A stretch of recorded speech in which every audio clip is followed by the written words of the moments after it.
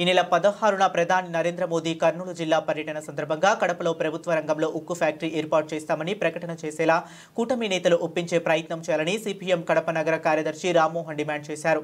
రాయలసీమ వెనుకబాటుతనానికి నేటికి గురవుతున్నదని, కడప ఉక్కు ఫ్యాక్టరీ ఏర్పాటు వల్ల 25,000 మందికి ప్రత్యక్షంగా, 1,00,000 మందికి పరోక్షంగా ఉపాధి కల్పిస్తామని ఇచ్చిన హామీ అమలు కోసం ప్రయత్నం చేయకపోవడం సిగ్గుచేటన్నారు. కర్నూలులో మోడీతో కలిసి రోడ్ షోలో పాల్గొంటున్న చంద్రబాబు, పవన్ కళ్యాణ్ ఈ విషయాన్ని ఒప్పించి 20,000 కోట్ల నిధులు ప్రకటించారు. కృషి చేయాలని ఆయన డిమాండ్ చేశారు. ఈ నెల 16న తేదీన ఉదయం 10 గంటలకు కడప నగరంలోని ఐటీఐ సర్కిల్ వద్ద ఉన్న గాంధీ విగ్రహం దగ్గర నిరసన కార్యక్రమాన్ని చేపట్టామని ఆయన తెలిపారు. ఈ సమావేశంలో సిపిఎం జిల్లా కమిటీ సభ్యులు దస్తగిరి రెడ్డి, కామనూరు శ్రీనివాసులు రెడ్డి, పార్టీ నాయకుడు రామకృష్ణారెడ్డి పాల్గొన్నారు.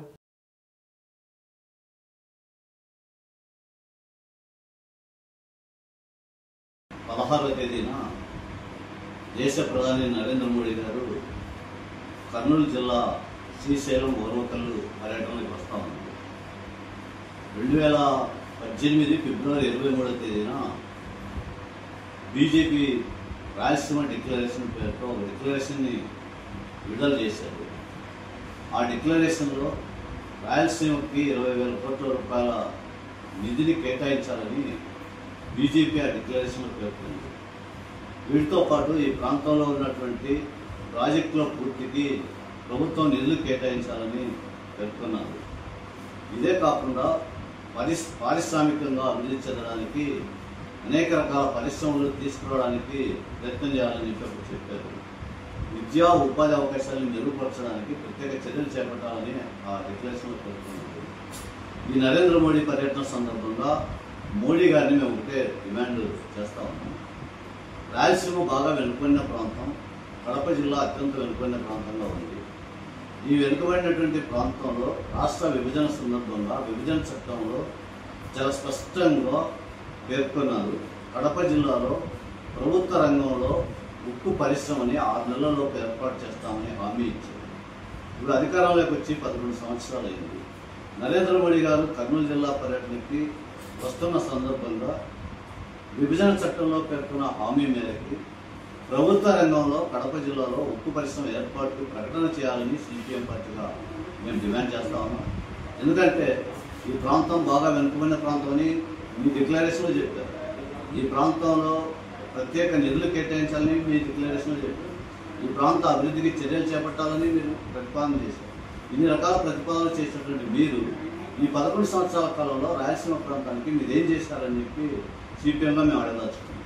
కాబట్టి ఇవేమీ మీరు అమలు చేయట్లేదు. మీరు మాటలు చెప్పారు, అధికారం ఉంది, పెత్తనం చెలాయించారు. ఇప్పుడేమో జిఎస్టీ పేరుతో మేము పెద్ద తగ్గింపు ప్రజానికానికి అమలు చేస్తున్నామని చెప్పారు. విపరీతంగా జిఎస్టీ భారాలు వేసి ఇప్పుడు తగ్గించమని చెప్పడం ఏ రకంగా సమంజసం? ఇదన్నీ ప్రజలు గమనిస్తున్నారు. మేము ఒకటే డిమాండ్ చేస్తున్నాం. బాగా వెనుకబడినటువంటి కడప జిల్లాలో 1,00,000 మందికి ఉపాధి అవకాశాలు ఉంటాయని మీరే చెప్పారు. విభజన చట్టంలో చెప్పారు స్పష్టంగా. 25,000 మందికి ప్రత్యక్షంగా ఉపాధి కల్పిస్తామన్నారు. ఈ ప్రాంత అభివృద్ధికి నిర్దిష్టమైన చర్యలు తీసుకుంటామని చెప్పారు. తీరా ఇప్పుడు చూస్తే సరిగా ఫీజిబిలిటీ లేదనేటువంటి రకరకాల కారణాలు మీరు చూపించి ప్రైవేట్ రంగంలో ఉక్కు ఫ్యాక్టరీ పెట్టడానికి ప్రయత్నం చేస్తున్నారు. అది కూడా రాష్ట్ర ప్రభుత్వం ప్రయత్నం చేస్తుంది. నేను అడుగుతున్నాం పవన్ కళ్యాణ్ గారిని, చంద్రబాబు గారిని, మీరు పక్కనే మోడీ పక్కనే తిరుగుతున్నారు కాబట్టి రోడ్ షోలో మీరు ఈ రోడ్ షో సందర్భంగా అయినా నరేంద్ర మోడీ మీద ఒత్తిడి తీసుకొచ్చి ఇక్కడ పరిశ్రమ ఏర్పాటు చేయడానికి మీరు ప్రకటన చేయాలి.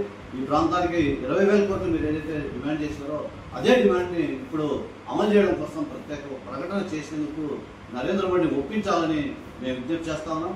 ఆ రకంగా ఒప్పించి ప్రాంత అభివృద్ధికి నిధులు కేటాయింపు, స్టీల్ ఫ్యాక్టరీ ప్రభుత్వ రంగంలో ఏర్పాటు 2 ప్రకటన చేయకపోతే రానున్న కాలంలో సిపిఎం పార్టీ ఆధ్వర్యంలో పెద్ద ఎత్తున పోరాటాలు చేస్తామని చెప్పి బీజేపీ నేతలకు మేము విజ్ఞప్తి చేస్తాం. ఉక్కు ఫ్యాక్టరీ ఏర్పాటు, ప్రత్యేక నిధుల కేటాయింపు కోసం సిపిఎం పార్టీ ఆధ్వర్యంలో ఈ నెల 16వ తేదీన నరేంద్ర మోడీ పర్యటన సందర్భంగా కడప నగరంలోని ఐటీఐ సర్కిల్ వద్ద ఉన్న గాంధీ విగ్రహం దగ్గర నిరసన చేపట్టబోతున్నాను. ఈ నిరసనలో ప్రజానికం పాల్గొని జయప్రదం చేయాలని మేము విజ్ఞప్తి చేస్తాము.